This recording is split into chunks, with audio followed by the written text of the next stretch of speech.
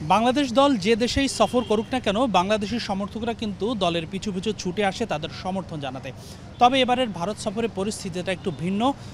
ভারতীয়রা tourist visa বন্ধ রাখায় অনেক সমর্থকই কিন্তু আসতে পারেননি। তবে টাইগার ভক্ত রবি কিন্তু ঠিকই হাজির হয়েছেন ভারতে বাংলাদেশ দলের পাশে থাকতে সমর্থন জোগাতে। তবে চেন্নাই টেস্টে বাংলাদেশ প্রথম দিনের প্রথম 2 সেশনে যে দাপট দেখিয়েছে তাতে কিন্তু ভারতীয়রা হতাশ হয়েছে, হতাশা আরও বেড়েছে। রবির উপরে সেই ক্ষোভটা এসে পড়ছে। সিলন চা আবারও রপ্তানিতে শীর্ষে। রবি, আপনি যদি একটু বলতেন, মাঠে আপনার সঙ্গে একটু অনাকাঙ্ক্ষিত ঘটনা ঘটেছে, দর্শকরা আপনার সঙ্গে খারাপ আচরণ করেছে, একটু যদি বলতেন আসলে কি হয়েছিল মাঠে? আমি প্রথমেই এখান থেকেই যাচ্ছিলাম, সেই সময় সবাই আমার বলতে আছে বাঙালি মালে মৌকা মৌকা। তারপরে 6 নম্বর গেট থেকে আমি ঢুকতে গেছি, আমার ওই জায়গায় অনেক কিছু করেছে, তারপরেও দুঃখ নাই। তারপরে পুলিশ সিকিউরিটি তাদের আমি হেল্প চেয়েছি, হেল্প করেনি। আমি দেখাইলাম আমি আইসিসির ফ্যামিলি মেম্বার, ডান্ডি নিয়ে আমারা ঢুকতে দেয় না। কিন্তু এখন দেখেন অনেক ডান্ডি। আমি গ্যালারিতে যাওয়ার পরে বলে প্লেয়ার্সে সব তোমারা বাপ হে বাপ হে। আমাকে আমারা বাপ নেই, আমারা বেরাদার হে। আরও অনেক খারাপ বিষয়। কিন্তু আমার মা বোন তুইলাও গাইল দিছে, এতে কোনো দুঃখ নাই। কিন্তু আমার বাংলাদেশে নিয়েও গাইলাইছে, এটাই বড় কষ্ট।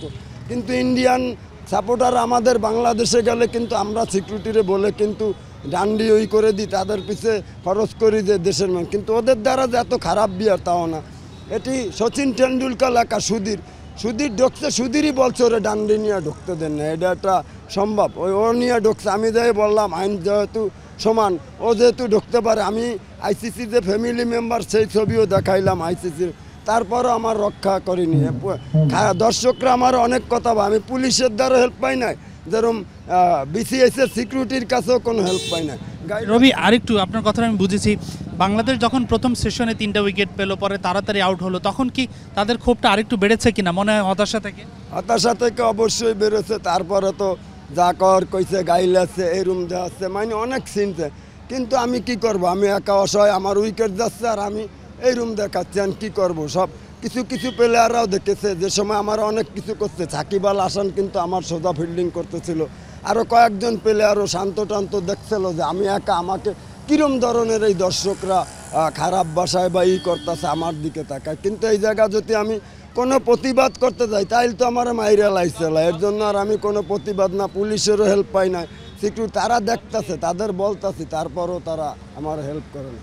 রবি, এই আপনার যেই কষ্ট, এই যে দুর্ভোগ নিশ্চয়ই অনেকটা কেটেছে। বাংলাদেশ দল যেভাবে ভালো বোলিং করেছে, একটু খেলার কথায় আসি, যে খেলাটা কেমন লেগেছে, বাংলাদেশ কেমন করে? খেলাটা অনেক ভালো লেগেছে, যেহেতু আমার 4টে জেনুইন আউট দেয় না। হয়তো বা যারা খেলা দেখেন আম্পায়ার্স কলটা, কিন্তু আম্পায়ার যদি আউট দেয় তাহলে যদি হালকা স্টাম্প পায় তাহলে কিন্তু আউট হিসাবে গণিত হবে। কিন্তু আম্পায়ার্স কল যদি নট আউট দেয়, সেটা যদি স্টাম্পও পায় তাহলে নট আউট হবে। এরকম কিন্তু আম্পায়ার 4-5টা আমাদের দেয়নি। হয়তো আমি কেন, টিভির সামনে বসে অনেকেও খেলা দেখেছেন, আম্পায়ার্স নট আউট পারলে ওরা সুপারগুলো দিয়ে আঙ্গুলের পকেটে বইরে রাখে।